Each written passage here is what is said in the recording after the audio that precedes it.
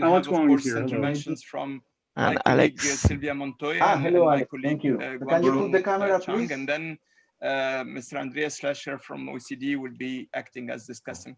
Without any further delay, let me give the floor to my colleague Jaime. Okay, please, Jaime, up to you. Hi to there. Moderate the session, Can you able to hear me?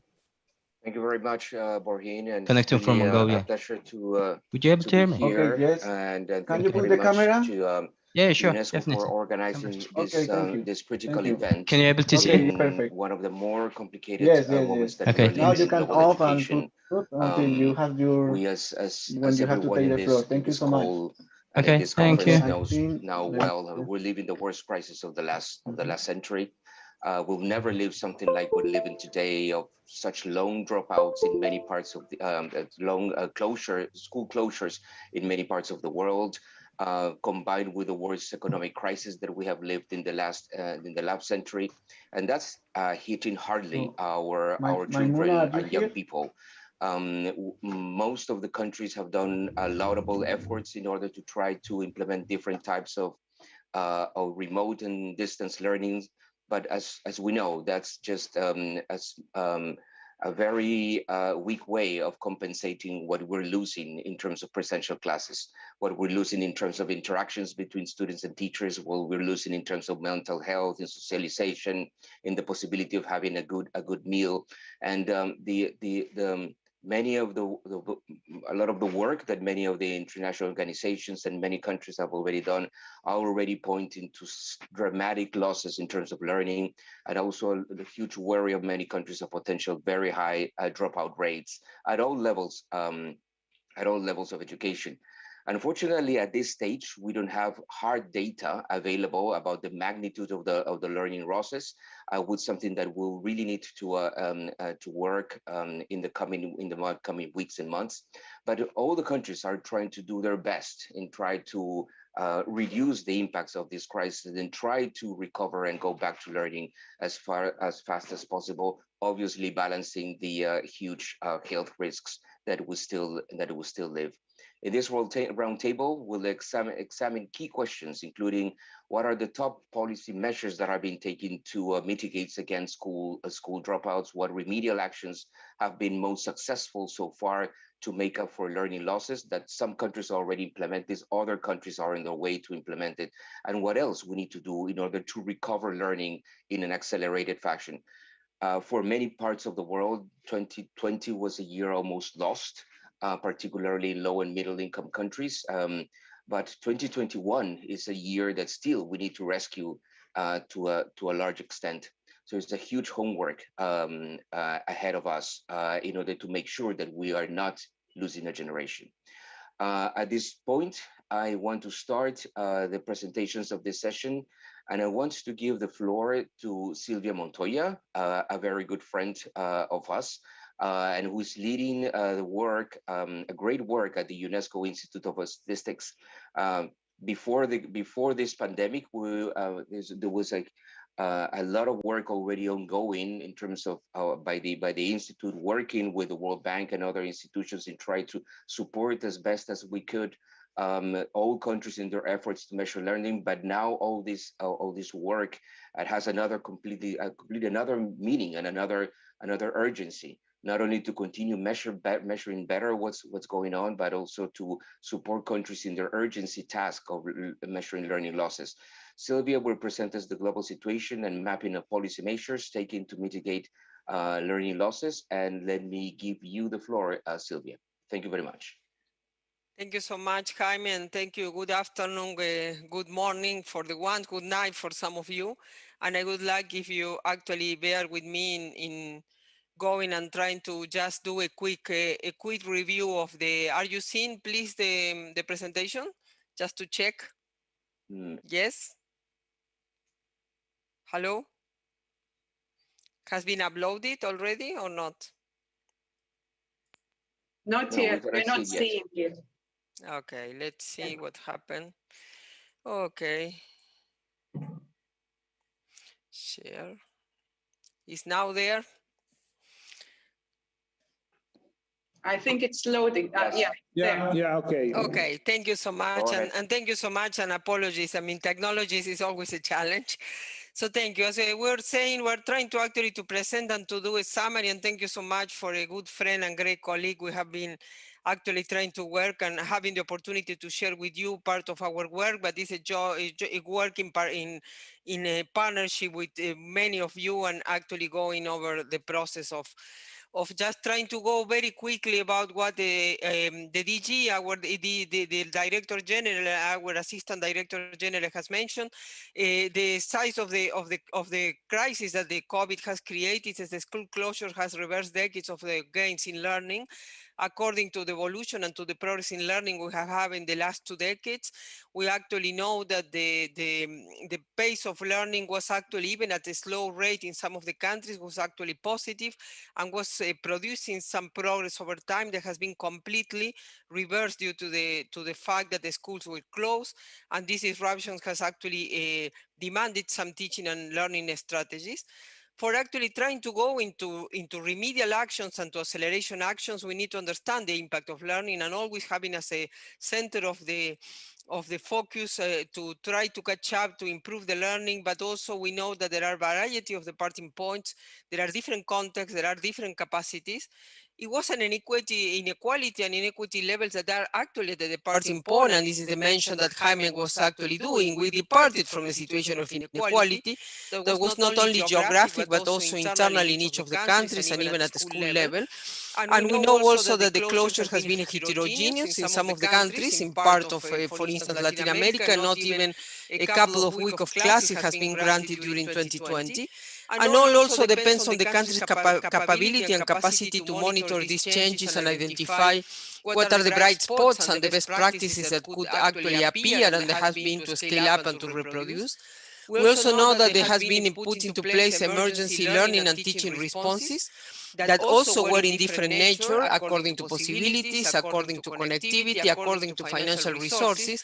And the targeted support that group is in disadvantage was always a desire, but was not actually, according to our service, very common in terms of the implementation at the country level due to a set of restrictions.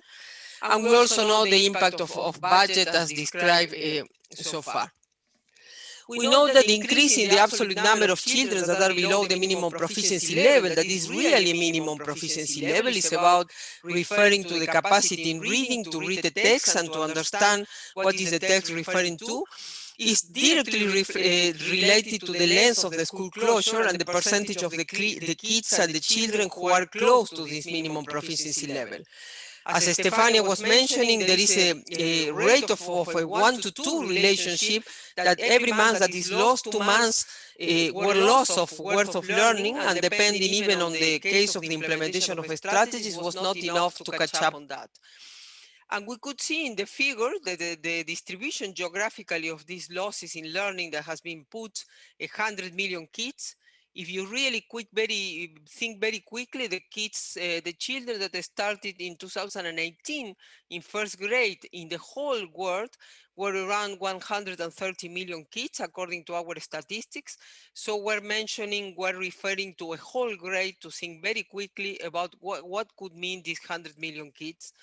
And we know that these percentages of losses, that is a number that you see in bold in the figure, is higher in some regions of the world, and this is actually directly related to the percentage of the time of the school closures and the length of the school closure and the probability and the possibility of introducing remedial actions. Unfortunately, the figure is also showing that in some part of the world, as I was referring, there were already very low levels of proficiency. And it's the case, for instance, of the sub-Saharan Africa, that eventually what is actually happening there, though we need to have the real data, is that the inequity has deepened because some of the children that were already below this minimum proficiency level are probably going to drop out from the system or having a larger gap in terms of the distance to the possibility to be achieving this minimum level. And we also know that there has been a cost to the system that was growing at the rate that was not too high, but it was a growth rate that was positive, that has been also challenged.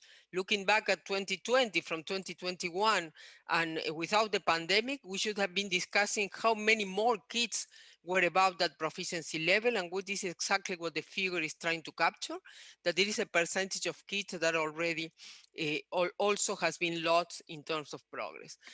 And these are part of the work and a recent blog that we have published with a colleague from the World Bank that is showing a little bit of the dynamic. Some of the kids has actually gone above the proficiency level, but we have actually withhold half of them due to this process. And we also know that this learning gap is something that has deepened as a consequence of the COVID-19, and we're really trying to look forward to try to see how we can measure and having the chance, as ADG was referring, to build back better. And this is exactly what, with our dear colleague from the World Bank, we are trying to refer in this, calling attention to the fact that they also have to look at the distance between the ones who are below the minimum proficiency level in this opportunity to try to build back better from the impact of COVID-19. And in terms of a cohort that is graduating, the cohort that started in 2019 and is going to be graduating in 2030, this means that the whole grade that is going to be graduating by 2030, where the SDG agenda is ending, is going to be losing 1 year of learning in terms of worth. But we also know from the information that we have, on some of the information that is coming from recent experimentation that is actually growing as the pandemic is extending and expanding in terms of the studies and the research in different parts of the world, we also know that remedial actions are crucial. We are not passive. We shouldn't be passive. We have actually the opportunity to try to implement different strategies and try to recover very quickly on the opportunity to try to give to part of these losses, the opportunity to recover very quickly and not losing more time than the time that has been already created by the whole impact of the pandemic. And in terms of the distribution, we're knowing that we're looking back. We're not looking forward, and this is looking back is just trying to recover and try to see how we can actually move those kids and recover the loss in learning. And with actions, we know that this is going to be possible, but we need to be investing the right quantity of resources. We also know, as we have been, and I just want to go very quickly about this, is coming from the joint effort with UNICEF and the World Bank in our joint survey that now has been joined in the last wave by the OECD, is that most of the countries has implemented some solution to try to address the school closures. We unfortunately know that in the low-income countries, the use of some of the platforms that appear to be more effective according to the evaluation of the countries has been actually more difficult to implement the online learning. And there are a lot of concerns about the fact of reaching out to different geographies within the countries and to different groups, though it is a clear declaration that there is an implementation and attention to disability, and there is a good proportion of countries, less than a half, that has created some self-paced learning strategies. We still do know that the radio has been one of the most popular ways of using in developing countries, and is actually lagging behind on the online that is actually put into place. We know that equity has been at the center of the design of remediation policies. 43% of the country has declared to be considering some kind of implementation of remediation policies, though it is slightly lower when we refer to the school-age population, because the size of the countries is almost one factor to try to look how many children are covered by this type of devices. And we could see that there has been a clear focus on trying to address learning gaps and to trying to help to the students who are having no access to distant learning platforms. 1 minute, Sylvia, please. Yes, and we also know that there are risk of the dropout, and the students that are transiting between each level is something that is happening.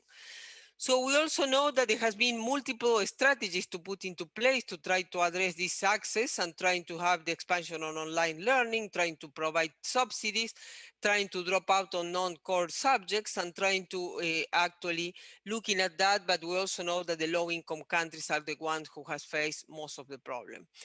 And I just want to actually to address, and given the short time, is that we really are actually talking about projections on scenarios and no real data. We need to quantify the relationship between the duration, the nature of the disruption, and the magnitude of the learning losses, because this has impact. And in some of the cases, we know that these losses are going to be accumulating over time. For this reason, the UNESCO has put into place a study to try to look at what is the size of the learning losses by re-administering a previous national or regional assessment, along with the test that is allowing to report for indicator 411B, that is the learning at the end of primary, that is this minimum proficiency level, that will allow to actually to know which is the size of the impact and what are the characteristics and the factors that are conditioning after the impact of COVID. For this reason, we're working in the 6 countries in Africa that are here in the slide, and they are today actually putting into place and looking at how to implement this study. We know also that actually to look, and given that we're always looking at health and education in a parallel way, these school disruptions are having the same effect that the COVID is having on health status. And we also need that we have put into place mechanisms to follow up. But it's clear that we need to implement monitoring strategies that allow us to understand what's going on, to understand what to do, and to understand what to correct to scale up successes and to correct weaknesses. For this reason, the Global Education Coalition and UNESCO has been very active in trying to put a set of responses that allow us to understand, to test, and to monitor what is going on. And these are the ones who are referred, including the testing on the impact of the learning outcome. That is the first experiment of this type for a group of countries that we're very grateful that they are participating on them. And thank you so much for the attention. Thank you very much. Thank you very much, Sylvia. And there have been several attempts in order to try to assess and measure what countries have been doing during the last year. And there are several different ways of different surveys that have been trying to collect information to for us to better understand what has happened. And so let me give the floor to Wang Choi, my colleague from UNESCO, to walk us through very quickly through some of that data. Wang? Thank you very much, Jaime. I'm waiting for the PowerPoint to be displayed. So I'm aiming to provide a snapshot of what UNESCO, in partnership with Global Education Coalition members, has done to monitor national education measures, including mitigating learning losses and the dropouts. In February last year, UNESCO started to monitor school closure and reopening around the world, and this still continues. In March last year, UNESCO conducted a survey to monitor what governments have been doing, deploying to ensure continuity of learning. Later on, UNESCO, UNICEF, World Bank, and also with the OECD joined forces to conduct 3 rounds of joint surveys to collect information on national education responses. There have been as well surveys and studies on Tibet providers' response jointly with the ILO and World Bank, global study on gender dimensions of the school closures, responses to educational disruptions survey with the IEA, UNESCO, and European Commission, and a focus on teacher sentiment with the UNESCO and the Education Development Trust. These were complemented by a survey with the UNESCO chairs on higher education, economic impact on school dropouts, as well as monitoring and surveys on national priorities of current fiscal responses or stimulus packages in relation to education and training. Governments deployed various delivery modes to ensure continuity of learning, such as radio, TV, online, take-home materials, with online platforms, obviously having been the most popular measures, though with a varying degree of success and efficiency across countries and levels of education. The crisis that we initially thought would last a few months only has continued more than a year by now, with many students still facing disruption in one way or another.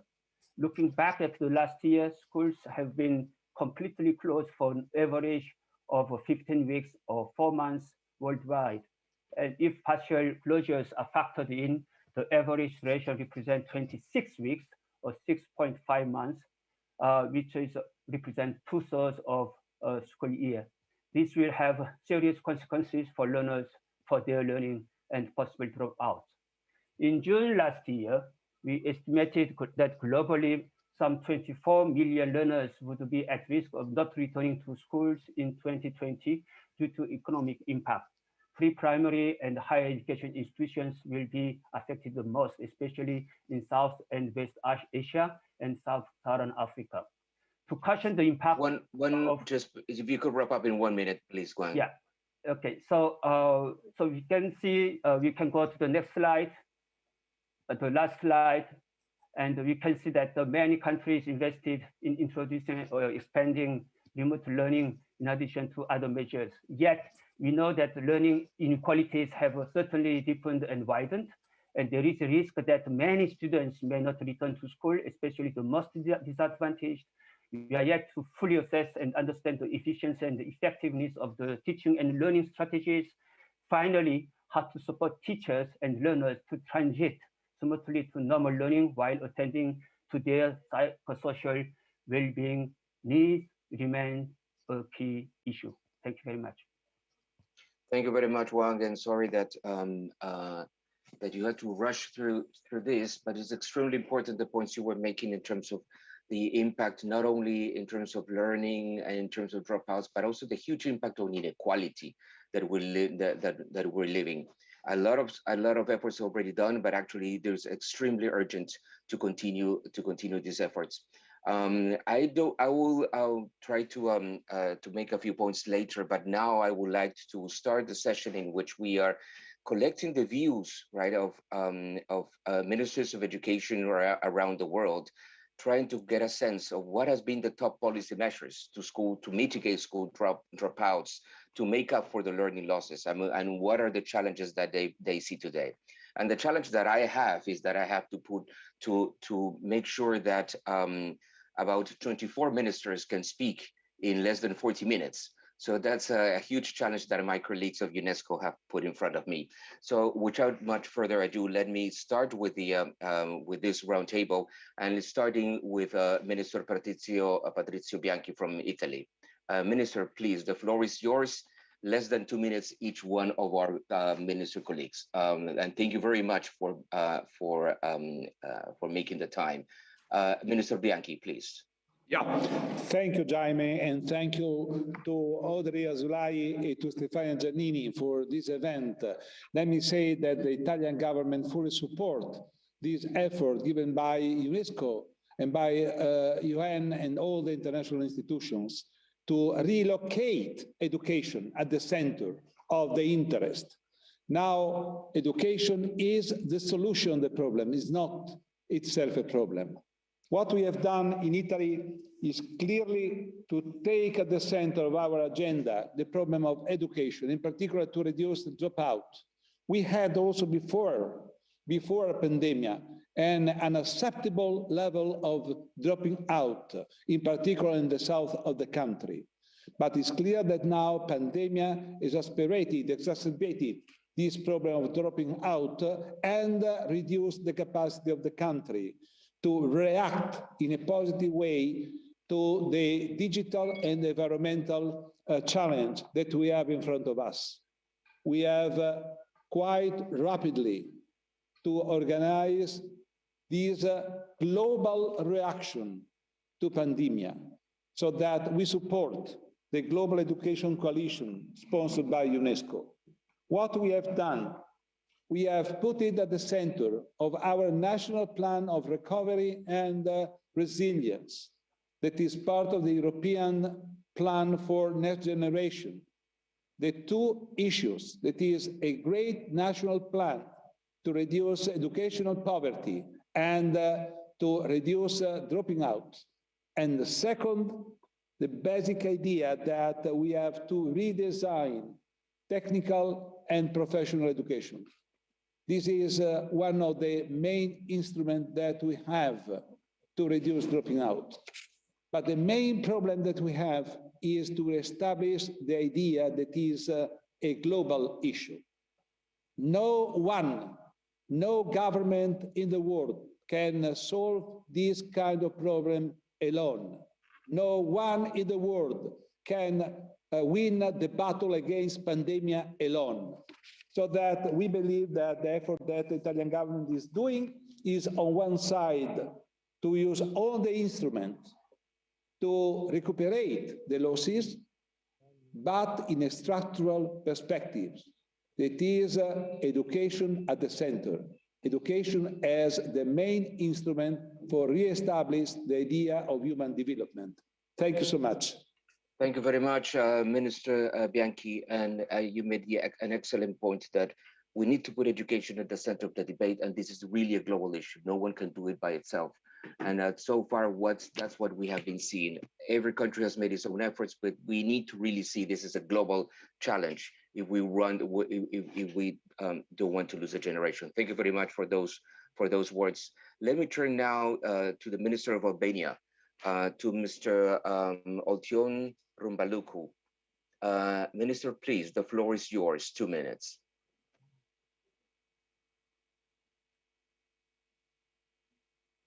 Do we have the minister connected? Yeah.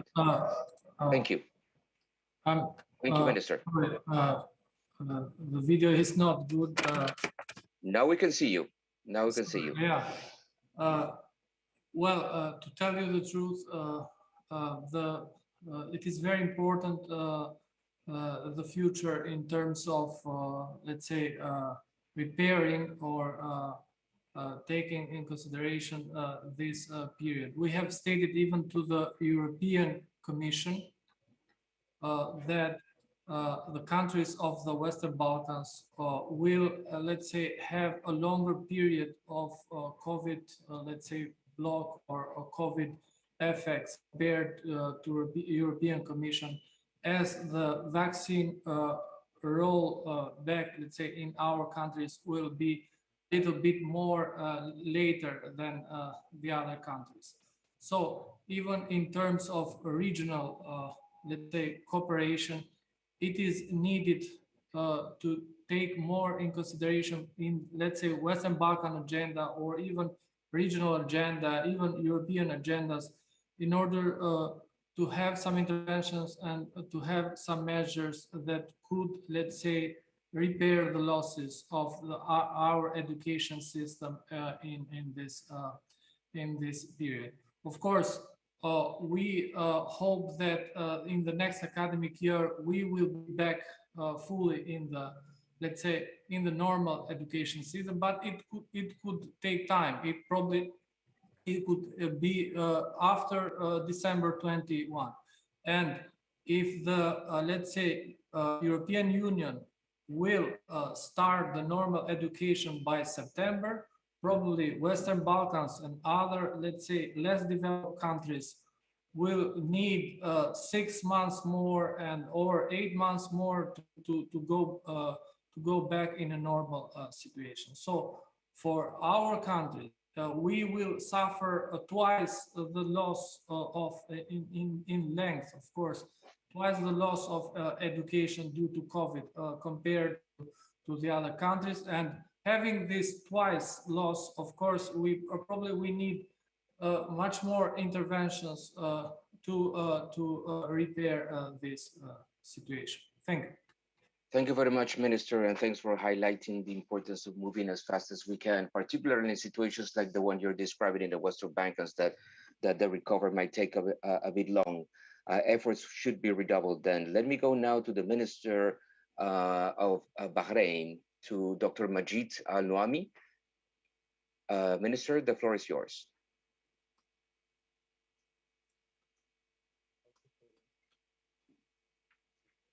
مرحبا، مساء الخير على الجميع.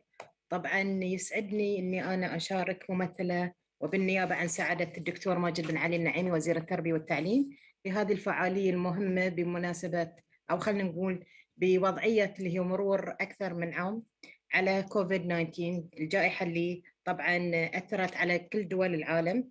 احنا يمكن بهذا الصدد او بهذا المحور نفتخر ان ما عندنا طلبه في مملكه البحرين يعني صار طلعوا من التعليم او كانوا من ضمن اللي هم الفاقدين للتعليم، انما تم توفير التعليم للجميع على اعتبار ان من ضمن انظمتنا وقوانيننا. دكتوره نعم دكتوره عفوا دكتوره، اللغتين المستعملتين هما اللغه الفرنسيه والانجليزيه من فضلك، ما فيش عندنا ترجمه للغه العربيه. ان شاء الله ان شاء الله. الله يرضى عليك. شكرا. Thank you, sir. It's my pleasure to participate with you in this very important event. Since that we have COVID-19 and more than a year, this pandemic is all the world around countries, they are suffering from this pandemic. And actually we are here in Bahrain, we don't have any case that of students that they are leaving the education. We provide education in different ways, in blended learning education, and we try to reach all of our students among our schools. And we during this pandemic, actually, we have many of the issues we take place in our country, as you mentioning, by radio, by television, and by internet. Also that we have the virtual classrooms, central classrooms that provide all the education and teaching and learning for our students. And one of our important, let's say, partners that all of our teachers, we provide for them a good opportunities for training in professional development training. And also we provide laptops for all of our students, thousands of our students. We provide for them laptops to utilize them during their journey in education. And actually, as the curriculum, we also develop the curriculum and trying to shift all of our services to be e-services, and to have many of the virtual lessons, which is already upload on our portal, educational portal, and on our website. Also that in the special needs students, we also take them in our concern and to provide for them a very appropriate lessons, a very appropriate opportunities for teaching and learning them, and trying to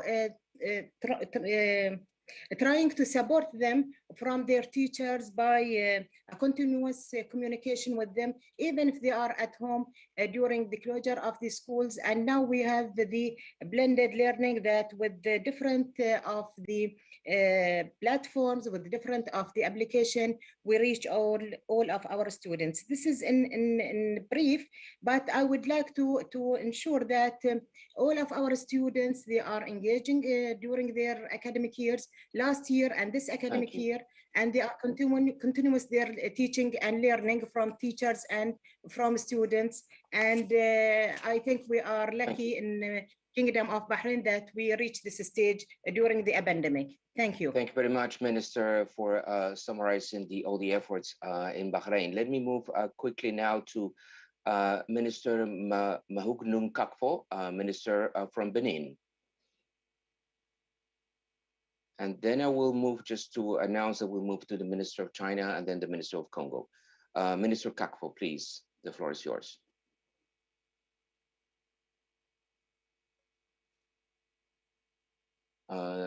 Borhin, do we have Minister Kakfo connected? Can your team let us know? Let me check. Let's move to the People Republic of China, and then we. That's fine. That's fine. Okay, so let's move to our next presenter. So the Minister Deng Guoshong, Minister from the Republic of China. Minister, the floor is yours.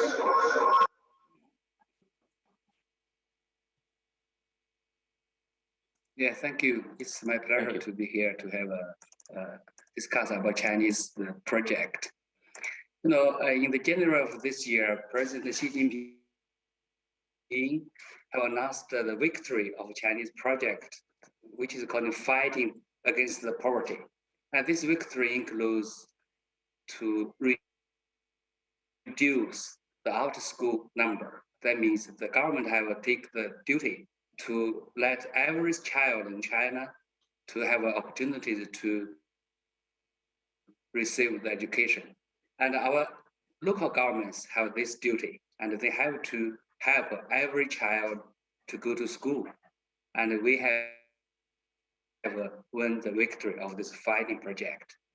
As long as the victory of fighting against the poverty in China, and we now have another project which is called the civilization of rural areas, and that means for everybody live in China, no matter where they are, they have to have the opportunities to launch the education opportunities. That means everybody, every student, every child, they have these opportunities. And this is in compulsory education system in China. So the road or the project is for China is to every local government have to take this responsibility, and this is their duty. So this is China's practice or prevent the outer school numbers. And in this topic, we also care about the university students, how to do the psychological support for the university systems. And China have this complete system for every university. They establish the psychological counseling center to help every student in the college to solve their personal problems involved about their studying, their finding job, their academic life. So China, we have every launches of the government have this opportunity or to have to take this responsibility of the to help every student to stay in the school. Thank you. Thank you very much, Dr. Chong. Critical the points that you made that we really need to provide not only social emotional support in addition to the academic support, but also that we really need to reach everyone. Let me now go to the next speaker, the Minister of Congo, Dr. Anatole Colinet Makoso. Minister, the floor is yours.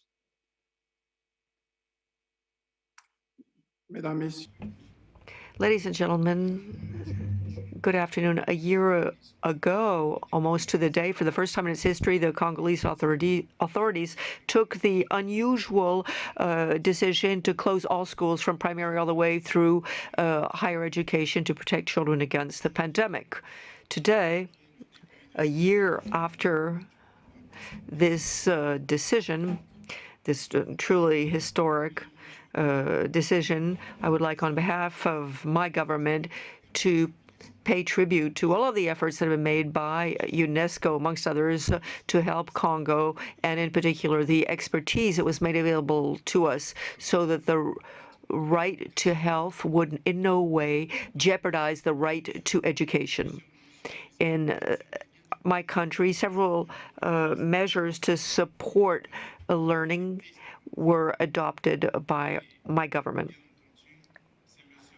Of course, these measures were supported thanks to some legal measures to maintain contact between learners and teachers and to try to mitigate the risk of a dropout and loss of learning. So we have measures that have to do with how teaching can be done in families, and also in the non-formal education sector. We've supported this with online classes and by making available mimeographed or photocopy classes to children at home, and also to use radio and television channels.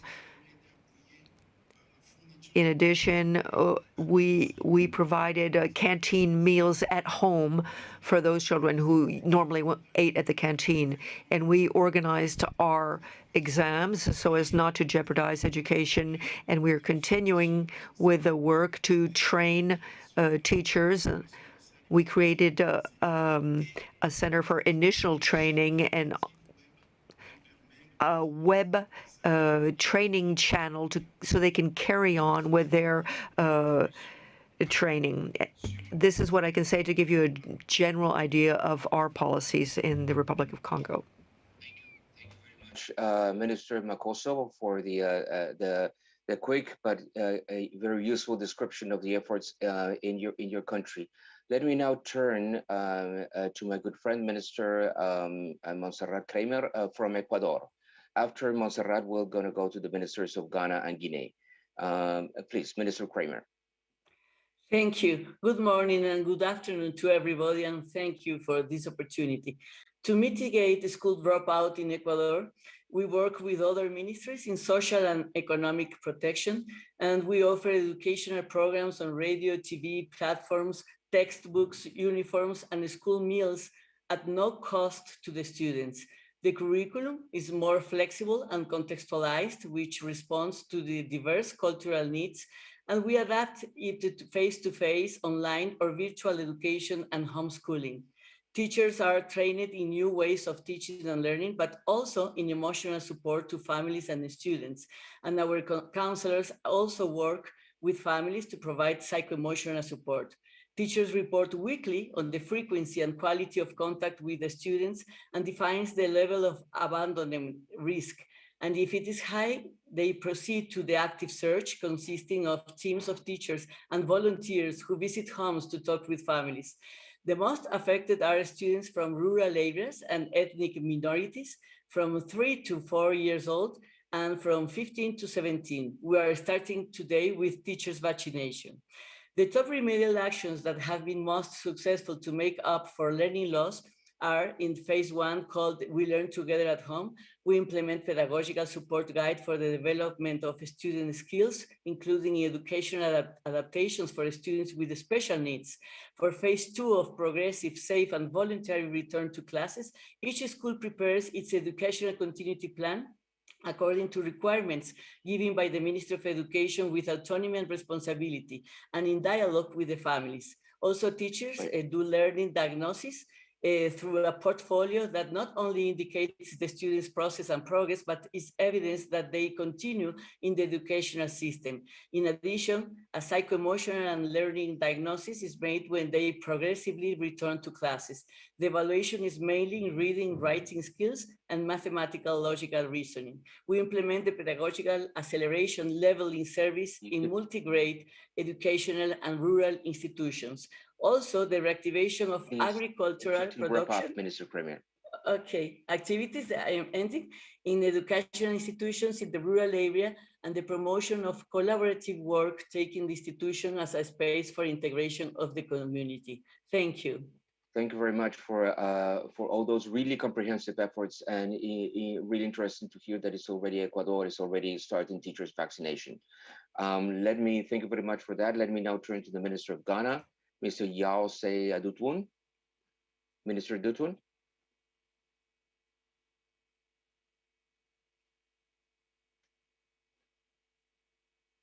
Do we have the Minister of Ghana? No, I may suggest not. we move not, as yes. So let us move. We will go back to him if we get the connection.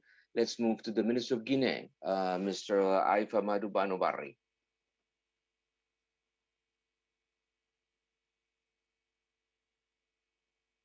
Is the minister connected?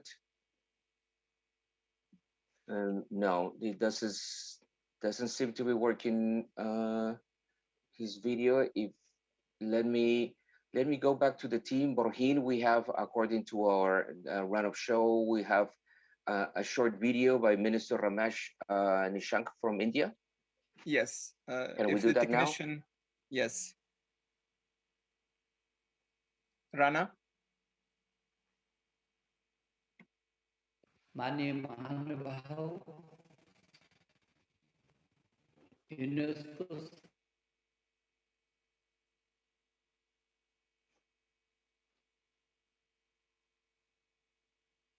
सदस्य देशों के सभी शिक्षा मंत्रीगण और गणमान्य प्रतिनिधिगण, corona काल की इस मीटिंग में आप सबका अभिनंदन करता हूं। भारत दुनिया का सबसे बड़ा लोकतांत्रिक देश है, जहां 1043 विश्वविद्यालय हैं, 42,000 डिग्री कॉलेज हैं, 1 करोड़ अध्यापक हैं, 15 लाख से भी अधिक स्कूल हैं, जबकि कई देशों की जनसंख्या से भी अधिक 33 करोड़ छात्र और छात्राएं हैं। भारत ने कोरोना काल में डट कर के मुकाबला कर कठिन चुनौतियों अवसरों में तब्दील करते हुए 33 करोड़ विद्यार्थियों की शिक्षा जारी रखने के लिए घरों को ही कक्षाओं में तब्दील कर ऑनलाइन शिक्षा का एक नया कीर्तिमान स्थापित किया है। बच्चों को अवसर में नहीं जाने दिया है और एक वर्ष भी उनका हमने खराब नहीं होने दिया है। भारत के यशस्वी प्रधानमंत्री नरेंद्र मोदी जी की प्रेरणा से हमने one nation one digital platform के तहत दीक्षा स्वयं प्रभा ई पाठशाला के माध्यम से ऑनलाइन पाठ्यक्रम जारी रखा और अंतिम छोर के छात्र को भी शिक्षा से वंचित न रहे, इसलिए टीवी, रेडियो विभिन्न प्रकार के उपायों से उसको शिक्षा प्रदान की। भारत कोरोना काल में ही दुनिया के सबसे बड़े विमर्श के बाद नई शिक्षा नीति लाने में सफल रहा है, जिसके देश और विदेश में सारी दुनिया में अपार सफलता मिली है और जन समर्थन मिला है। कोरोना काल में भारत ने जेईई और नीट जैसी परीक्षाओं को कराकर कोरोना काल की सफलता अर्जित की है। आप सबको मालूम है कि भारत वसुधैव कुटुंबकम की भावना से पूरी दुनिया को अपना परिवार मानता है। हम एक दूसरे की सहायता और सौहार्दता से कोरोना काल पर विजय हासिल करेंगे, ऐसा मेरा विश्वास है। मैं यूनेस्को की डीजी का अभिनंदन करता हूं, जिन्होंने इस संकट काल में भी वर्चुअल के माध्यम से मीटिंग को किया है। मुझे भरोसा है कि हम सब एक बार पुनः आप सबका अभिनंदन करता हूँ। धन्यवाद।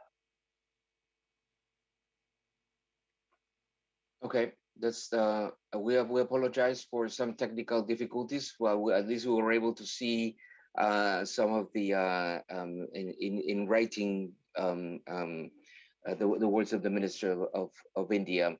Let me go now to the Minister of Lao, and we have here Professor Fout Simalavong. Professor Simalavong, the floor is yours. Excellencies, ladies and gentlemen, it is my great honor to attend the high-level online ministerial event. To respond to the COVID-19 pandemic, the Ministry of Education and Sports of Laos had prioritized the continuity of learning for our students and teachers while maintaining their health safety. Several measures and initiatives have been implemented, mainly the dissemination of health and safety practical guidelines and hygiene products to school and school community, the extension of the school calendar, the adjustment of the school curriculum, development of diverse learning opportunity for students who live in remote contexts through distribution of teaching and learning materials or take-home package of household learning through national radio, television program, TV satellite, and supporting online learning, and the provision of catch-up tutorial to support students in need and avoid learning loss. Moreover, the engagement of the community to ensure that vulnerable children return to school is one of our actions. By inventing of these measures, we can keep school open safely and maintain the school dropout rate limited. Without doubt, the COVID-19 pandemic has changed the way in which education is delivered in many countries, including Laos. In order to have sustainably respond to this challenge, we have invested in and need invest more in a resilient education system through the use of ICT-based platform, the digitalized of education material for teaching and learning, and capacity building of our teacher. We know that it will not be easy to implement, but these investment will ensure that we are investing in human resources that can adapt to change world of work. Thank you very much for your kind attention. Thank you very much, Mr. Simalavong. Really appreciate. Let me go now to the Minister of the Republic of Iran. After that, we'll go to Maldives and Malta. But let me now give the floor to Minister Mohsen Haji Mirzai. Minister, the floor is yours. 2 minutes, please, if you could stick to the time. We cannot hear you, it's muted. Excellencies, honorable ministers, ladies and gentlemen, I would like to express my gratitude to organizers of this international event. As the Minister of Education, I would like to underline that education is regarded as a fundamental right for all the children of the Islamic Republic of Iran, and all policies and plannings are organized to provide resources and guarantee access to education for 99% of the children to the elementary schooling. Prior to the COVID-19 pandemic, Iran took various measures, including enacting the Supporting Act for Children and Young Adults and pursuing activities for prevention of child labor to prevent the children from dropping out so as for them to remain in the educational process. And the new ecosystem induced by this pandemic, several special actions and plannings have been undertaken for all children and young adults in general, and the children in vulnerable situations and refugees in particular, including producing TV school and broadcasting daily educational programs for all grades across the country. To retain the educational motivation of the students and to establish mutual or multilateral relations between students on the one hand and educational facilitators on the other, our ministry has developed a special interactive educational platform known as SHAD for all the students. All learners in the Iranian educational system have registered on this platform, and more than 85% of them receive their educational needs through it.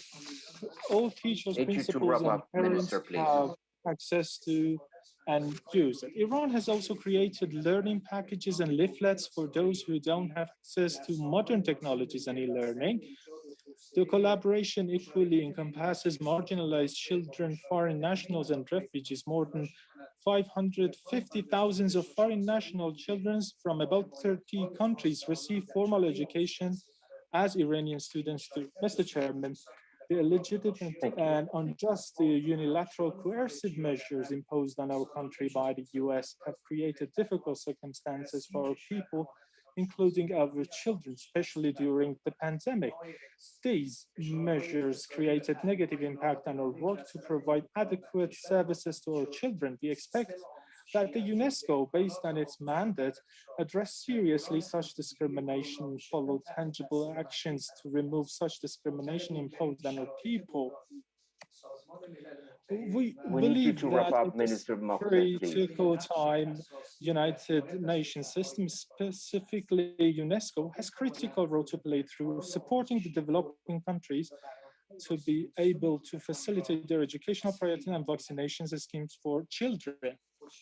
Thank you all for your attention. Thank you, Minister. Thank you, Minister, for your intervention. I would really appreciate if the ministers could stick to the time, because I mean, we really want to make sure that we hear the voices of everyone. So let me now turn to the Minister of Maldives, Aishat Ali. Thank you. Excellencies and distinguished delegates, good afternoon. First of all, let me thank UNESCO for facilitating such a platform to share our experiences and learn from one another. Opportunities like this provide us with insights and lessons that can help us in advancing our policies. Similar to other countries, the impact of COVID-19 was hard on our students. All the schools were closed for a period of 4 months. At the onset of the pandemic, we were mindful about the possible increase of at-risk students due to the adverse effects of the COVID-19 pandemic. This health crisis had exacerbated the pre-existing educational disparities between the small remote islands and other islands. The current public health emergency disrupted regular schooling in unparalleled ways. Hence, when we designed our education response for COVID-19, our main focus was on guaranteeing equal access to learning, planning for inclusive learning strategies, addressing the digital divide, encouraging outreach and support from teachers and school leaders, and empowering teachers to meet student needs. Mindful of the learning loss and the possible downward COVID slide, importance was given to the safe reopening of schools as soon as possible. In this regard, schools were reopened on 1st July for all the islands that did not have a community spread. At that time, only the central city Male had a community spread. For the schools in the Male area, physical classes resumed for the students in higher grades initially. The students in lower grades were only able to attend schools in January 2021, which again was discontinued after a month due to the increased number of COVID cases in the city. Throughout the lockdown and the period of school closure, lessons were provided to the students by remote modes. Our main focus was on the continuity of learning. We taught the students through Google Meet and through TV broadcasts.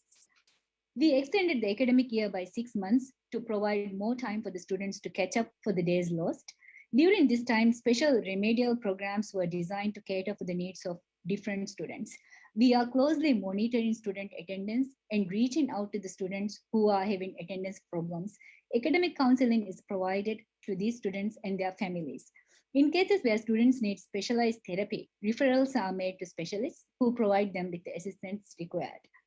We have also conducted a low-stake diagnostic test to assess the learning loss, focusing mainly on literacy and numeracy. Intervention programs have been designed to address the learning loss based on the results of this assessment. Understanding the impact of the pandemic on families and students and lacking the resources to provide the required mental support, we trained all of our teachers with psychological first aid. We also focused on building the resilience of our schools to face such emergencies. Thank you for giving me this opportunity. Thank you very much, Minister Ali. So let me now move quickly to the Minister of Malta, Dr. Justine Caruana. I would like to thank UNESCO for convening this meeting at such an opportune time, allowing us to take stock of the lessons learned in these past years, of these past months living with this pandemic, and plan ahead for the future. And the pandemic has presented us with significant challenges, and we must be wary of the long-term consequences that will need to be mitigated following the disruptions to teaching and learning. However, I strongly believe that we can turn these challenges into opportunities, and in Malta we have sought to think creatively in putting in place initiatives that meet the educational needs of our children and young people and compensate for the loss of learning brought about by the pandemic.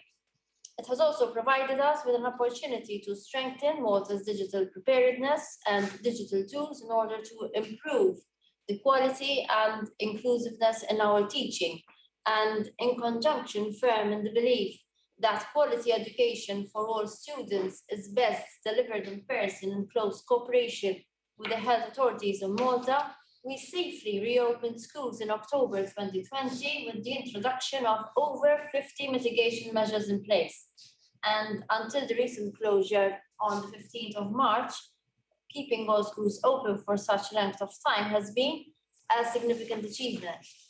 Notwithstanding the opening of schools in October 2020, we have also invested in virtual schools at primary, middle, and high school level to cater specifically for the students deemed most vulnerable. Free online resources have also been made available via a user-friendly website containing a wealth of recorded lessons and built expressly to help parents, guardians, students, and educators to easily access distant learning resources and lessons. Another important initiative aimed at ensuring inclusion and access to education for all was the provision of free internet access to students, and also the provision of a laptop or a computer or tablet during the school closure, which was provided to our students. And this to ensure that those who don't have the means to have digital devices can do so and pursue their studies online. Supporting the mental well-being of school children was also imperative. And as we move towards this new state of normalcy, schools and education institutions have been provided with guidelines catering for the psychosocial needs of students.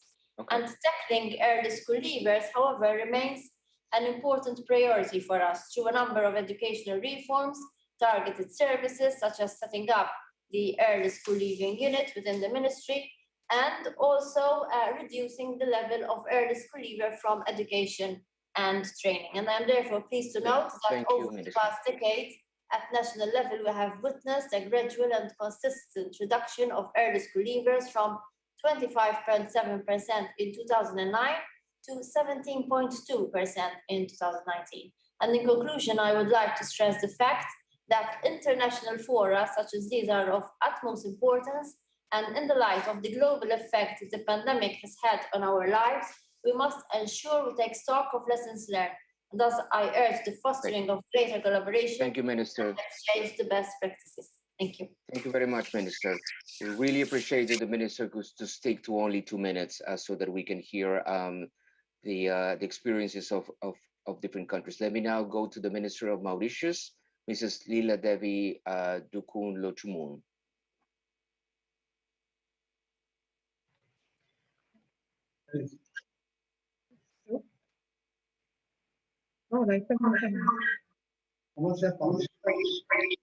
Excellencies, ladies and gentlemen, the threat of generational catastrophe, as the UN Secretary General warned last year, is seemingly real.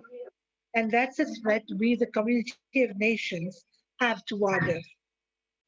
Mauritius is currently in the second wave of COVID-19, and similar to the conditions in the first wave in March 2020, we have again resorted to the closure of all educational institutions in the context of a national confinement. The policy measures taken since March 2020 to prevent learning loss inevitably centered around how to keep students engaged and learning during the school closure. That is, how to maintain educational continuity. We responded to two immediate imperatives: to shift rapidly to distance education and online learning, to scale to cover all levels of education, and secondly, to ensure the well-being of all students. Looking back, I can confidently say that that there has been no real discontinuity in learning. We built on already existing technological network to provide technological solutions to circumscribe learning loss.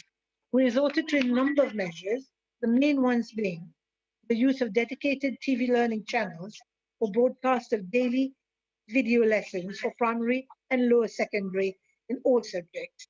They were prepared by teachers from home. We also encourage students to fully tap resources on the student support portal set up since 3 years. For the upper secondary, logins for Microsoft Teams were freely provided to all educators for them to connect online with their respective students through WhatsApp, Zoom, etc. For the holding of virtual classes for tertiary level students, the existing platforms were fully tapped. Here I must say that the higher education was better able to cope with the challenge of sustaining learning during the pandemic. Online learning has been an ongoing feature. I must also be highlighted that many to wrap up, Minister, please. have been brought to the legislation to make distance learning an integral part of education delivery. We had to take into consideration the equity dimension, and the concrete measures resorted to was for the national telecom provider to provide internet facilities to needy students, and also zero rating a number of educational applications, and distribution of tablets to students of grade 10 to 13 coming from vulnerable families. And also measures were taken for households to acquire IT equipment for educational purposes at very easy ways. And the last thing that we have to bear in mind is that like elsewhere, not all educators were trained for delivering online lessons, and massive training of educators had to be carried out. Thank you very much, Minister. Thank you. Thank you so much. Let me now move to Minister Nadia Al-Shaibaniya, the Minister of Oman. Minister, please, the floor is yours. And after the Minister of Oman, we'll go to Palestine and to Portugal.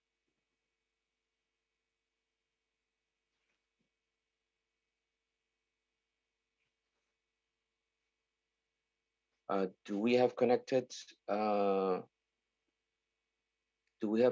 the Minister of Oman? Okay, yes, my microphone was off, so it's on now.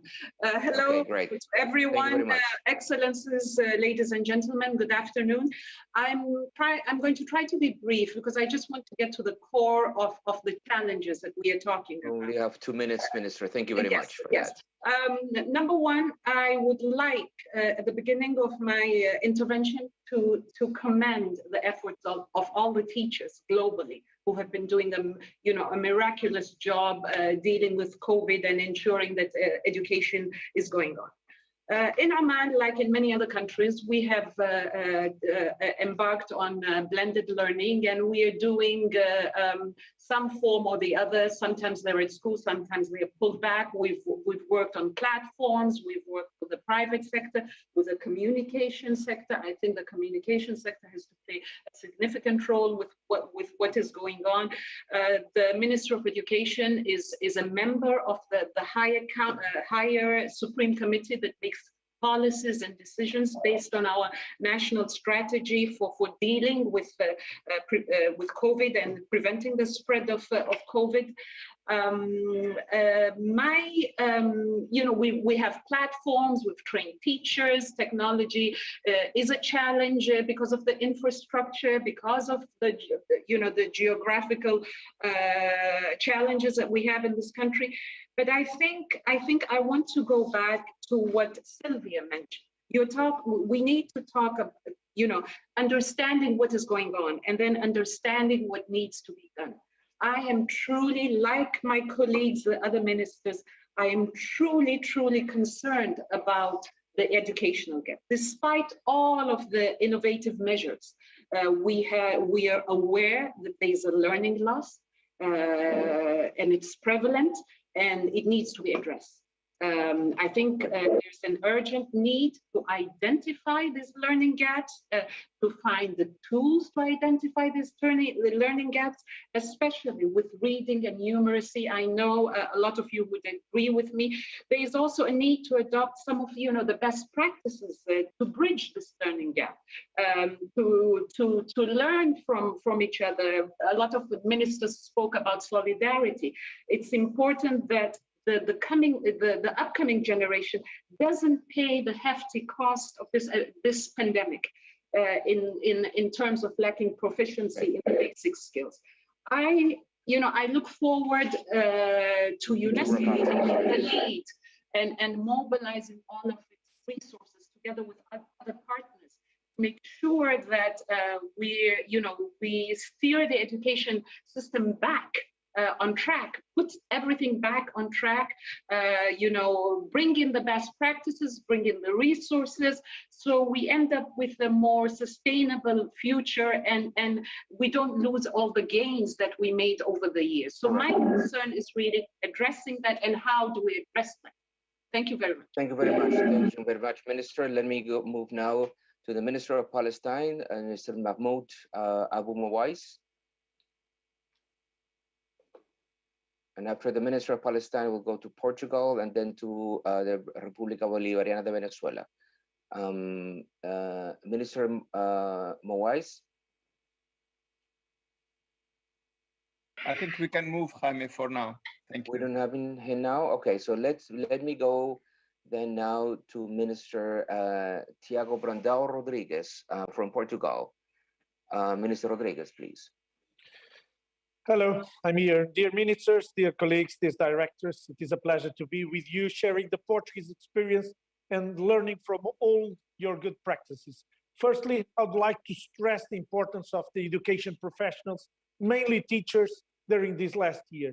Providing equal opportunities and social inclusion have been one of the main challenges we all have faced when assessing educational responses to this health crisis. Avoiding early school dropout and ensuring learning continuity are fundamental to face these challenges and to increase the strengths of the social role of schools, so crucial to reduce social inequalities as the pandemic confirmed. Concerned with the loss of learning, we designed a learning recovery plan to guarantee the consolidation of learning to be developed through the school year, directing schools to identify needs and adapt intervention strategies. We have also conducted a national diagnosis to identify the main learning difficulties, to understand the main impacts of the suspension of classroom classes on students' development. Students' emotional well-being and citizenship skills were fostered by schools. We have also reinforced the psychological support to students. The important progress in the ability to ensure to all students the opportunities of access and success in school has been anchored in a set of public programs based on the principle that students should succeed, are and feel included, do not abandon school. Some of those programs were reinforced to respond to COVID-19. We have a strong priority to the digital transition, and we have extended the tutorial support to all students who did not succeed in the last academic year in order to consolidate their learnings, ensure greater proximity, and avoid passes of failure and dropout. Providing equal opportunities and fostering social inclusion is at the heart of the Portuguese education system. Last year confirmed that presential learning is the most advantage for students. Therefore, our approach to COVID-19 is to ensure that students have the maximum presential classes possible as the main measure to tackle school dropouts and ensure learning continuity. Thank you for your attention and thank you for your contributions, because I'm learning a lot with all of you. Thank you very much, Minister Rodriguez, for such a succinct and clear presentation of what's happening in Portugal. Now, let me go quickly to Minister Aristobulu Isturiz from Venezuela. And after Minister Isturiz, we'll go to Romania and Tonga. Minister Aristobulu Isturiz, the floor is yours. Muchas gracias. Nuestro reconocimiento a la UNESCO, a las autoridades y un saludo en nombre de nuestro gobierno y nuestro pueblo a todos los asistentes y participantes en este evento. La pandemia del COVID nos sorprendió a todos, cambiando toda nuestra percepción sobre el mundo. Nos ha exigido reinventar el funcionamiento de nuestro sistema de educación a nivel mundial. Nuestro país no solo combate la propagación de esta pandemia, sino también resiste los efectos devastadores de la aplicación de una guerra económica brutal, un bloqueo criminal y sanciones coercitivas unilaterales violatorias de todo el derecho internacional, aplicada por el gobierno de los Estados Unidos contra nuestro pueblo, impactando los derechos humanos fundamentales, entre ellos la educación. Nosotros asumimos la educación a distancia mediante un programa llamado Cada Familia una Escuela, como una estrategia que nos permite garantizar el derecho a la educación, preservando el derecho a la salud, el derecho a la vida, en medio de una pandemia que azota a toda la humanidad. Educación a distancia implica poner en práctica todas las plataformas comunicacionales existentes al servicio de la educación, la televisión, la radio, medios digitales, impresos, redes sociales, al mismo tiempo que la educación a distancia implica articular el funcionamiento de la triada familia, escuela, comunidad. En cuanto a las principales políticas para mitigar el abandono a los diferentes niveles educativos, hemos puesto en práctica el funcionamiento de la triada familia, escuela, comunidad. Garantizar las políticas de protección estudiantil con los textos, las canaimas que son las computadoras, entrega de morrales, útiles, uniformes, así como el sistema de becas, además del sistema de asistencia integral al educando. Mantener el programa de alimentación escolar, la organización de la familia en el movimiento bolivariano de familia, el reingreso nacional, el registro nacional de ingreso universitario, que nadie se quede sin ingresar a la universidad, desarrollar las asesorías pedagógicas o puntos de asesorías pedagógicas, el proceso comunitario de inserción escolar, que consiste en ubicar a niños y niñas adolescentes en instituciones educativas para que inicien o prosigan sus estudios, garantizándole la inclusión en espacios lo más cercanos a su domicilio. Para atender a dificultades en logro de aprendizaje, concluyendo, por favor, ministro. Aplicación de un currículum acelerado. Y finalmente, las misiones educativas se promueven el sexto grado productivo, el bachillerato productivo, con el fin de captar la reinserción laboral. Muchísimas gracias. Muchas gracias, Ministro. Muy agradecido. Let me now turn to the Minister of Romania, Mr. Radu Sekeli, and after Romania, we're going to have the Ministers of Tonga and Benin. Minister Sekeli, the floor is yours. Thank you very much. Good afternoon, everyone. It's a very interesting discussion. I'm very pleased to be here, and I would like to join the Right Honorable Minister of Oman in commending, first of all, the teachers all around the globe who have been working really hard, trying to cope with the situation, with an unprecedented situation. And in Romania, I think last year it was about digitalization and from online devices to broadband access, from the development of digital learning resources to training for teachers in using these resources, with which most of them were not used prior to last year. And it's been a great mobilization, both from policymakers' perspectives, but also from the non-governmental sector and the business sector. I think I have seen for the first time a real pulling together of all these resources for the benefit of children in the schools. But despite these efforts, there was a sharp increase, if you want, in disparities between children from different socioeconomic backgrounds and from rural versus urban areas, which we are trying to fix this year. We realized the shortcomings of digital education, which came as a surprise to all. We were not really prepared for it. So this year, the Minister of Education has been very adamant about the fact that schools are the last to close when infection rates spike and the first to open once they go down. And we are trying to stick with this because we realize on-site education is much more valuable than distance learning.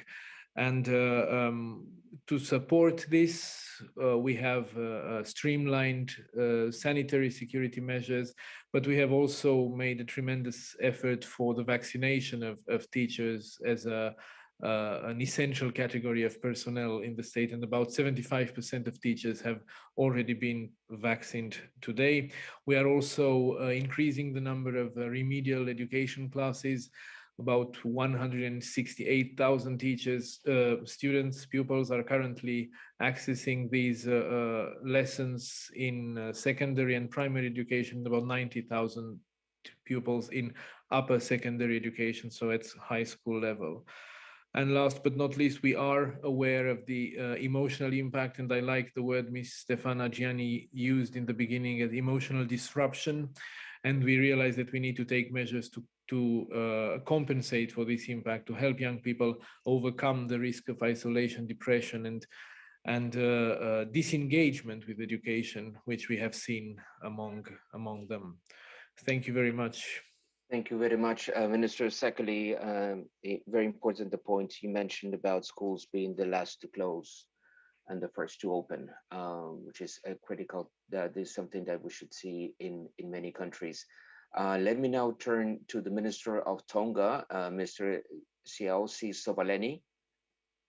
And then after the Minister Sovaleni, we'll go to the Minister of Benin and the Minister of Ontario. Minister Sovaleni, the floor is yours.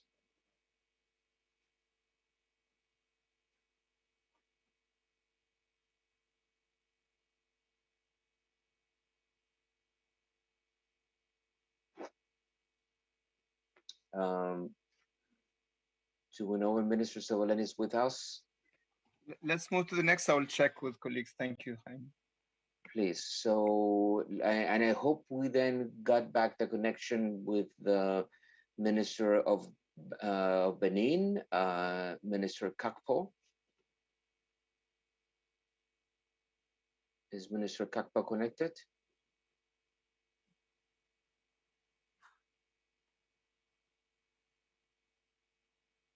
Monsieur Kakpo? So can we have a confirmation of Minister Kakpo from Benin? Okay, let's move to Ontario. So, yeah. So let me introduce the Minister of Ontario in Canada, Mr. Stefan Lecce. Minister Lecce, the floor is yours. Thank you very much. Thank you, Chair. Good afternoon, everyone, or good morning from Ontario, Canada. Our focus in the province has really been on the well-being, the resilience, and mental health of students as they overcome the challenge of COVID-19.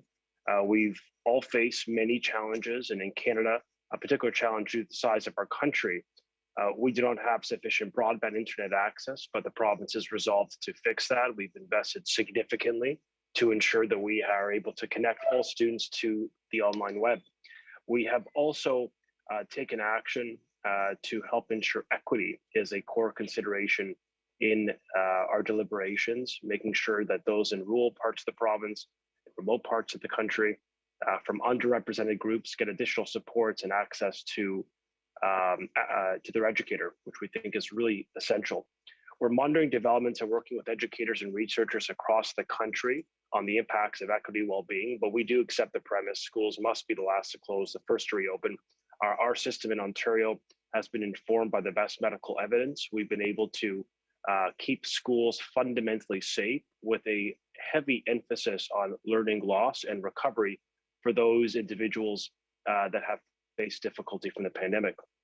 Right now, we see a sharp rise in mental health challenges, and our emphasis is really on the wellness, the resilience, by investing an additional $40 million, increasing the access to psychologists, to psychotherapists, to social workers, because we accept and we recognize that these children are already facing acute impacts of the pandemic. The preliminary findings seem to suggest that in Canada, learning seems to be most impacted in the early years, the kindergarten to grade 4. While we continue to analyze data, it appears that the impacts will vary from different regions. But overall, when it comes to steps to mitigate learning loss, we have implemented a health and safety measure to keep students safe in person in school, because we recognize there's a net benefit for students to be there. When in person is not possible, we've provided remote learning with very high standards. 75% of the day, a teacher must be providing instruction online, synchronous live learning. We've expanded the summer school programs for 2 consecutive years, the largest investment in learning recovery. And we've also engaged our broadcasters to be able to provide core learning opportunities to young people to continue to inspire them during what has been a very difficult time. I want to thank all of you for your continued leadership in your respective countries, overcoming incredible adversity. This has not been easy. But through UNESCO and by sharing and best practice development, I feel very confident that we can mitigate learning loss, we can improve the mental health of students, and continue to keep them safe. Thank you, Chair. Thank you, Minister Lecce. I think, your last words of optimism are extremely important for all of us. It's a dramatic challenge that we are living, as many have said. This is potentially a generational crisis. But regarding many of the numbers that we have seen recently, and also that we at the World Bank have been projecting of a dramatic potential losses in terms of learning and increases in school dropouts, I always say, look, all these numbers are projections, are things that might happen. But I mean, it depends on us that we can mitigate those losses as much as we can. So such that these projections actually do not realize, right? And we can make sure that our children and our young people have the opportunities of the remedial education and the accelerated learning that is needed in the coming months, trying to go back to presential learning as fast as possible. Now, we don't have any other ministers, Borhin, so I really want to thank all the ministers for the sharing the experiences, the challenges, and what they have been doing in their own countries. And let me move now to my colleague and friend, Andrea Schleicher from the OECD. We have asked Andreas to try to discuss the issues mentioned by the ministers, but also provide additional policy analysis and some of the work that the OECD has been doing regarding the reactions to the crisis and also the different patterns that we are seeing on the impacts. So Andreas, the floor is yours for 10 minutes. You're muted, Andreas. You're muted. No. I hope you can understand me now. Okay, now we can hear you and see you. Thank you. Thank you, Jaime, and thank you, ministers, for sharing your experiences in this very, very difficult moment for education. I just want to pick up a couple of messages that I heard. I think as Italian Minister Bianchi highlighted at the beginning, it is so important to not just look at education for education, but see education at the center of the recovery effort and also in strengthening resilience in our societies. We have heard from Albania how schooling closures have reversed decades of not just learning, but also equity. Many of you are highlighting the whole of society nature of the recovery effort, the importance of cooperating with other ministry to get this job done and also to focus on vulnerable children, including refugees, the rights of children, the motivation of children as highlighted by Iran. The immediate concerns, and they are very much mirrored also what we know in the OECD countries, to reconcile the medical and health consideration, ensuring that we can keep schools open. And I think we've all seen a lot of improvement across countries. The reaction after the first wave of the pandemic had been to close everything. Now many countries have managed to keep schools open, even in sometimes very difficult pandemic context. We've learned a lot about social distancing. We've learned a lot about, keeping schools open and safe. And that's also something that Canada highlighted. Many of you pointing to the issue of teacher vaccinations. We've studied that in the OECD as well. 19 out of 27 countries for which we have data have programs to prioritize teachers in vaccination efforts. I think it's a very encouraging signal also that society recognizes the importance of teachers in this kinds of effort. The investment in multimodal contingency strategies, many of you have highlighted, this is not just about online learning. There's a lot more that education can do to provide various means of resources that can be deployed. In fact, if anything, the crisis has probably shown to us that the limits of digital technology, particularly to address many of the social needs and the potential that television, but also good educational resources and packages can have actually to address some of their needs. And importantly, also the daily and regular contact of students with teachers.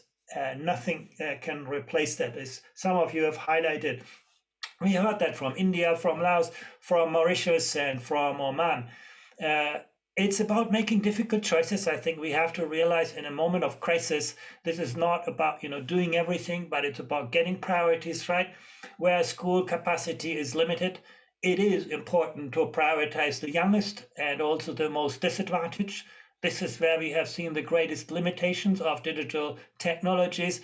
This is where we have seen the greatest need for the social and relational aspect of education.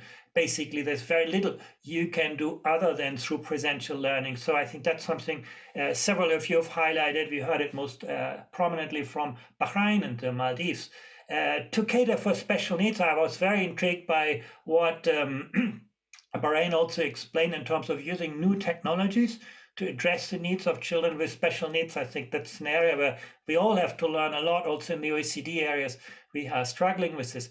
To invest in, better sharing of experience. I think Portugal made that point, how we can actually encourage and incentivize schools, teachers, education systems to better, mobilize, share resources and expertise. I also must say, when it comes to open education resources, we're just at the very beginning of realizing potential. I think there's a lot more that you as ministers can do collectively to ensure that the world has better resources in the future. The importance of balancing the cognitive, social, and emotional capabilities. In fact, many of you have highlighted the importance that this crisis has underlined. This is not just about cognitive development. This is also very much about the social and emotional needs of students and mental health, most prominently highlighted here by Canada and Portugal. Immediate concern as well to ensure reliability and predictability of service, not just for students, but also for parents, to get everybody on board, to, again, ensure that all students have a regular and dedicated contact, and to strengthen not just the academic, but also the social services in school. Congo explained, how important a role schools play in providing meals for students. Venezuela made that point as well. We heard from Ecuador really interesting examples of, learning at home, building a kind of social environment for facilitating learning at home and providing good support for families. Again, that's a dimension, I think, that many of us have realized how important it is to bring together, parents, teachers, students to actually address the learning needs, particularly of the most vulnerable students. It's so important to avoid long phases of distant learning, to have, when it comes to hybrid learning, to ensure that there are daily schedules for students rather than weekly or monthly ones, to combine transparent criteria for ensuring that services are operating with a really good investment in capacity at the front line. And that's the general lesson. I'm coming to this at the end. We have learned in the OECD area that the resilience of education depends to some extent on what you do as ministers, but to an even larger extent on the capacity you have at the front line, the leadership capacity you have, to make, reasonable decisions on school safety, on adaptation to the environment, and so on.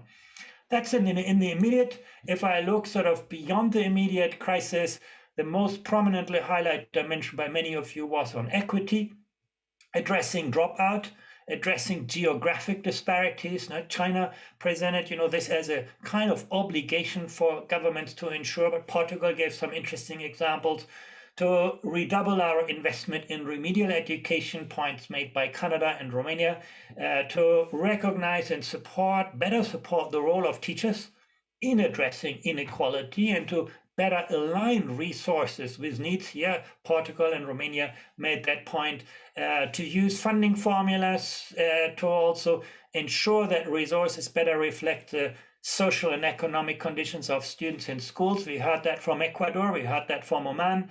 And then Italy making the point, this is also about redesigning curricula, particularly when it comes to technical and professional education, that are going to play a major, major role in the recovery effort. The investment in the development provision, but also quality assurance in digital technology. Many of you highlighted, this was the lifeline for education during the crisis, but we've also seen that we are not prepared. Education was caught cold.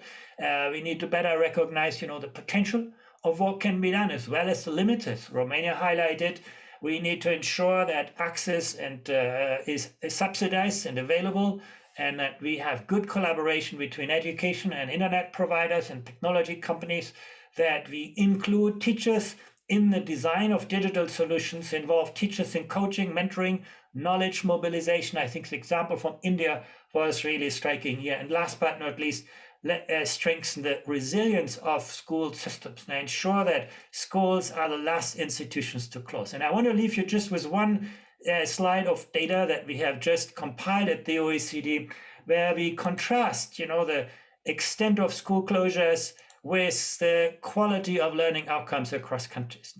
More or less, you can put countries in the OECD area on a straight line here. Basically, education systems that produce high quality learning outcomes prove to be a lot more resilient. Basically, you can say, the pandemic situation here, marked by the size of the bubbles, had very little to do with school closures. Now, you cannot say that, countries more affected had more radical school closures. No, we don't see much of a relationship between the pandemic situation and the decision to close schools. The big relationship really comes from the quality of education.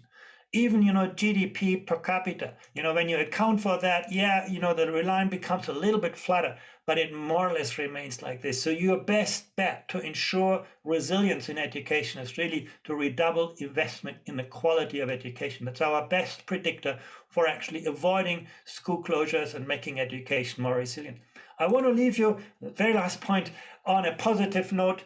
We looked at actually countries' current investment in education in 2020 and their plans for 21 for this year. And actually in the OECD area, I can say actually most countries are living up to their promise to increase investment in education. You can see for 2020, there's been a lot more resources gone into education in most of the countries for which we have comparative data. And for 21 as well, a little bit less, But, the hard part comes afterwards. Let's have no illusions. When this pandemic is over, that's the moment when governments face the really, really hard financial choices. And I think education must become more productive in the long run to be ready for that moment. But for this year and for the last year, I think we can say actually most governments have made education a priority and increased their investment. Thank you very much, Jaime. Thank you very much, Andreas. And this was a fantastic summary of the points made by the ministers. And on your last point regarding education financing, one unfortunate issue is that in low and middle income countries, actually we see the opposite figure. Unfortunately, at this stage at least, I mean, we see that as opposed to what you are seeing in the OECD, in which 2/3 of countries are protecting their budgets or increasing their budgets and 1/3 reducing. In low and income countries, at least at this point, we see the opposite, that only 1/3, right, are protecting or increasing their budgets.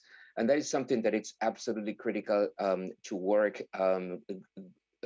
globally, in the sense that this is a social responsibility that we have collectively, from an international and global perspective, but also from the perspective of the domestic resource mobilization in each one of the countries, right? That we really need to, I would say, not only protect education in investments, but also to actually increase them, because this is a juncture, right, in which more has to be invested in order to recover a lot of the time that has been lost in 2020. I want to close on that point, saying that when we see these dramatic learning losses, that, as I say, they are potential, right? We can still do a lot in order to mitigate those losses, but that potential reduction in both cognitive skills, emotional skills, social-emotional skills, reductions in the kids that are in the school system at all levels, that has an impact on the human capital accumulation of the country. That will have an impact on the productivity of the country as a whole, but in the productivity of this generation. One calculation that was done by the end of last year, actually, when our expectations of the magnitude of the crisis were still lower, was that this generation was about to lose about $10 trillion in foregone earnings.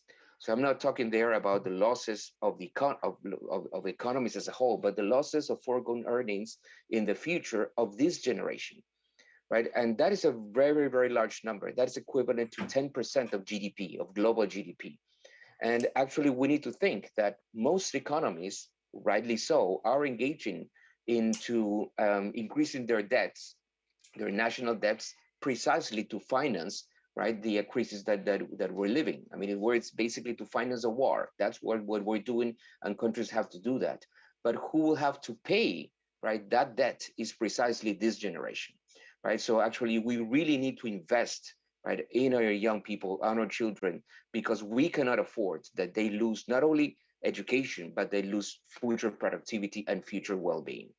So I don't know, Borhini, we go to the next session. I just want to, I'm a bit worried. I just want to know if there's any minister who, by any reason, was not connected.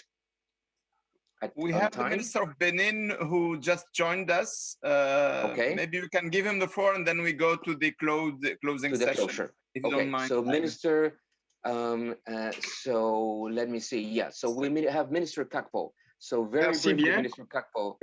Yes, we can see. Please, the floor is yours. Just 2 minutes, please. Thank you. I was experiencing technical difficulties to join this session. I'd like to say very quickly that, like most countries, Benin has been planning its development, and this has made it possible for the country to meet the goals of the various programs that were designed for the goal of education for all. The education sector is essential for development. And in Benin, we have seen a high dropout rate. To give you an example, more than 12% of children in public and private schools, in primary schools, have dropped out last year. When you look at secondary schools, we have experienced a dropout rate over 15%. And for higher education, we do not have the data because some students have been dropping out of one university to sign in another one, and so it's hard to measure.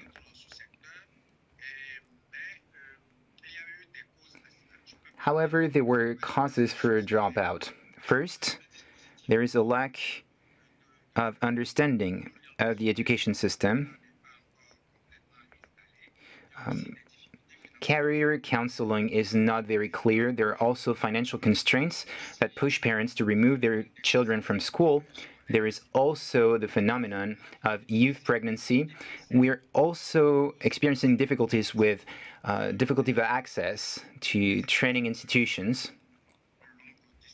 Sometimes schools and training institutions are too far from learners' homes. Given these problems, the government of Benin has taken some measures. For instance, we have created local committees to fight dropout. These committees were created in November 2019. A law was voted and decrees were enacted. We also created measures to create closer ties between schools and children living in areas where schools are hard to find. We also have changed the school map. We have also tried to create a higher level of basic education. In the past, basic education was going until the first part of secondary education, and we have increased the level so that learners will have a better level at the end of their studies. I don't want to take the floor for too long.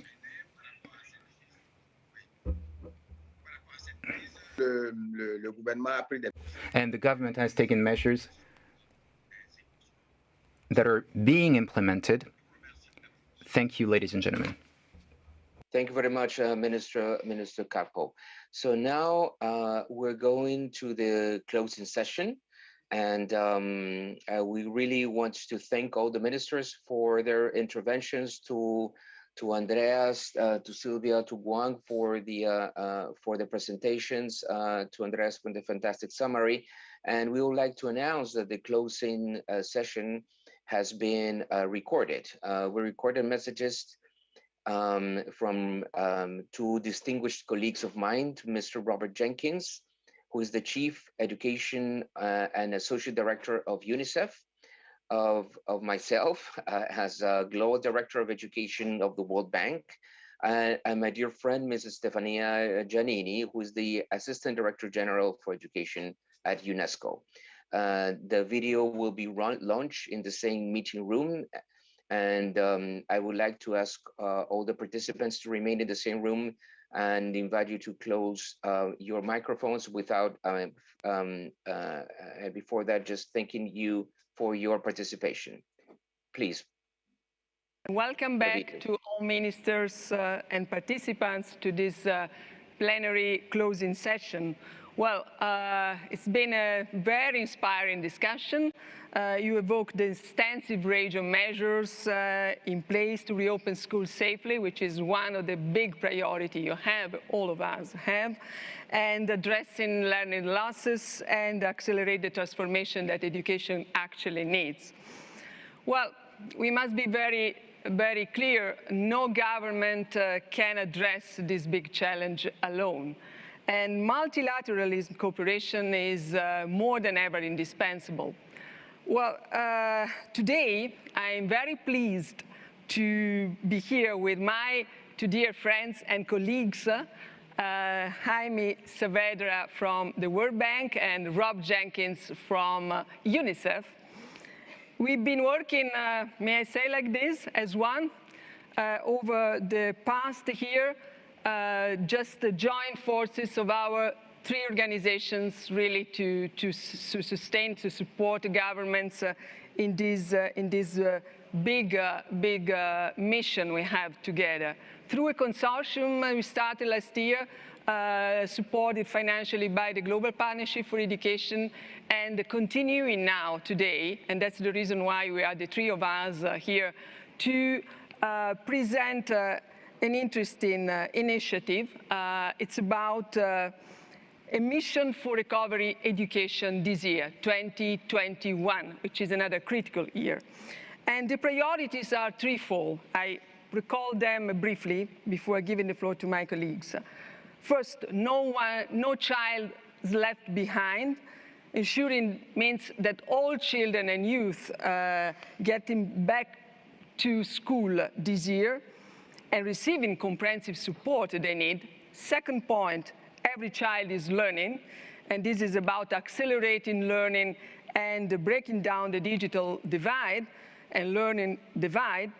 And third, all teachers are empowered and supported, and this is very much focusing on teachers this year.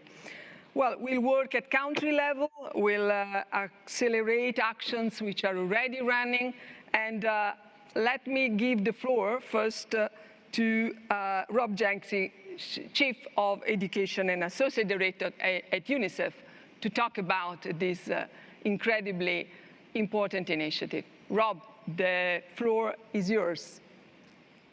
Thank you very much, Stefania. And just let me begin by saying how much I appreciate our partnership with you and UNESCO, and also with the World Bank. And I really feel these three organizations, as you said, that we've joined forces during this very challenging time. And I'm also very excited to be part of this recovery mission for the next few months, prioritizing exactly what you've mentioned, these three key priorities. Let me just highlight the first priority, as you've mentioned, which is to ensure all children and youth are back in school and receive the comprehensive support that they need to be successful.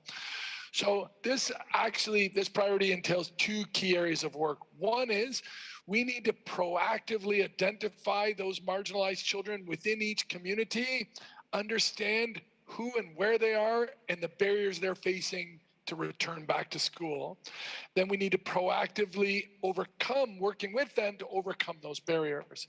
They may be children living in poor households, maybe adolescent girls, it could be children with disabilities, children learning in a language that is not offered in the school system.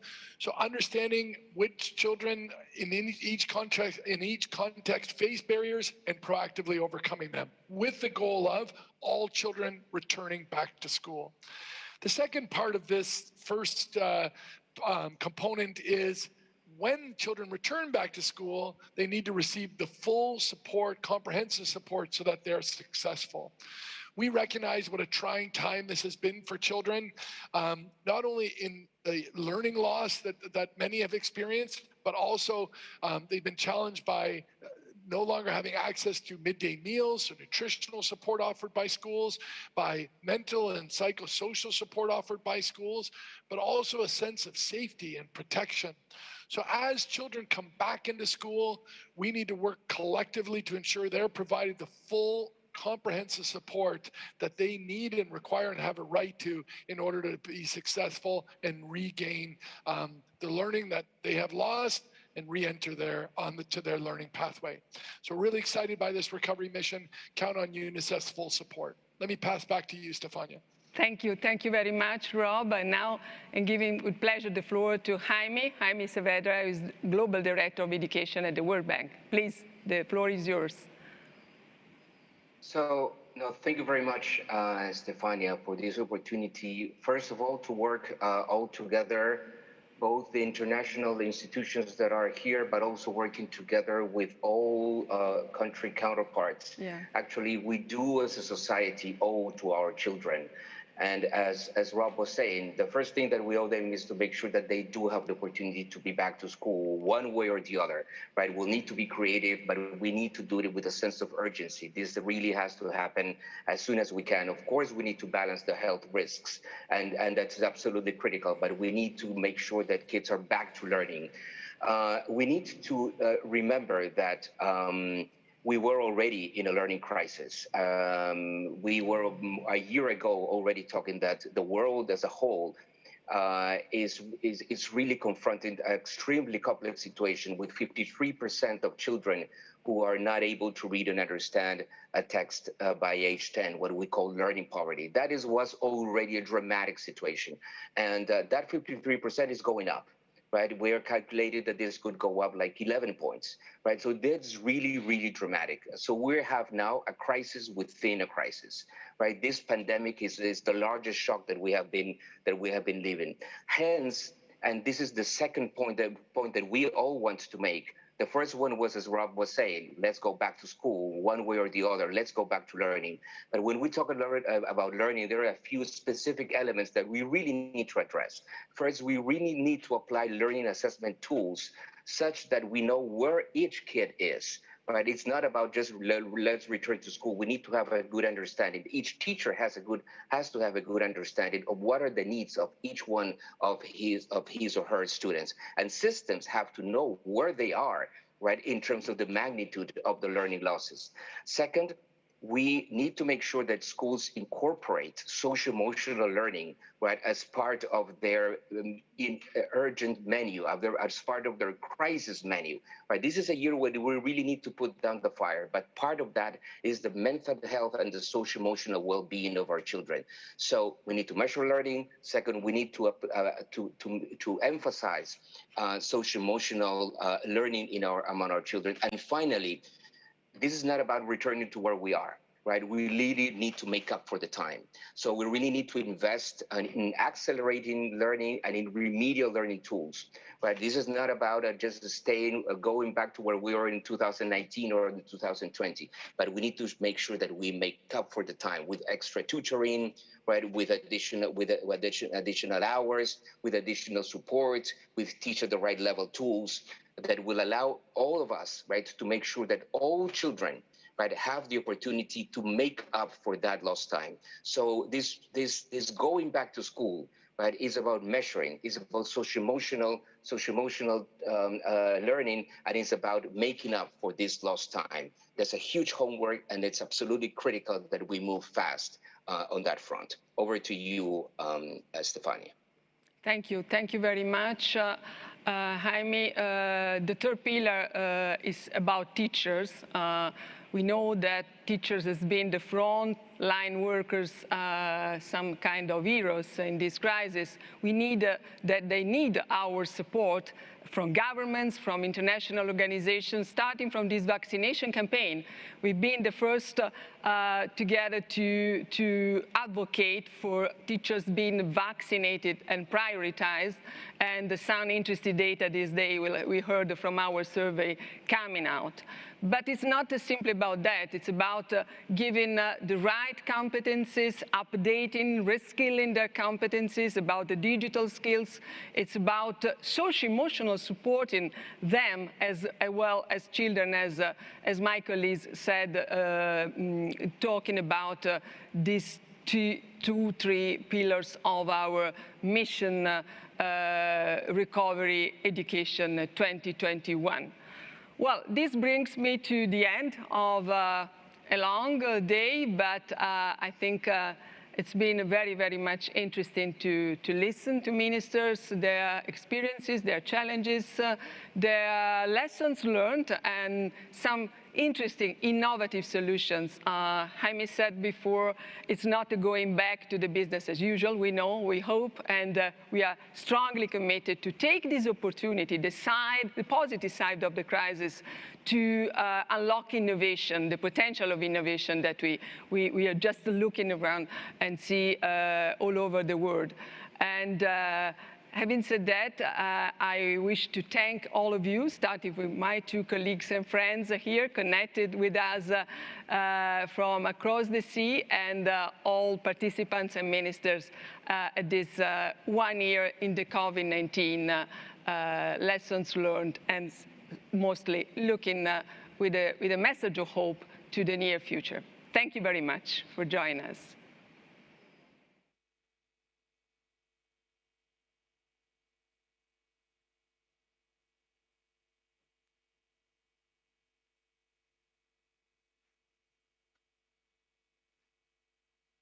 Hello?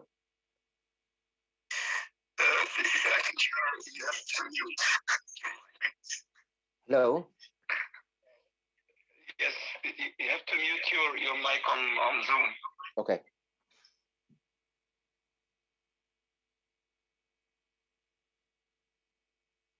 Hello, Jaime?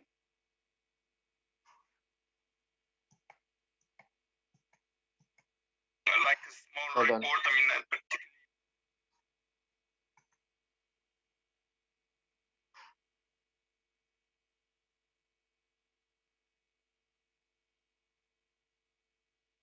Record.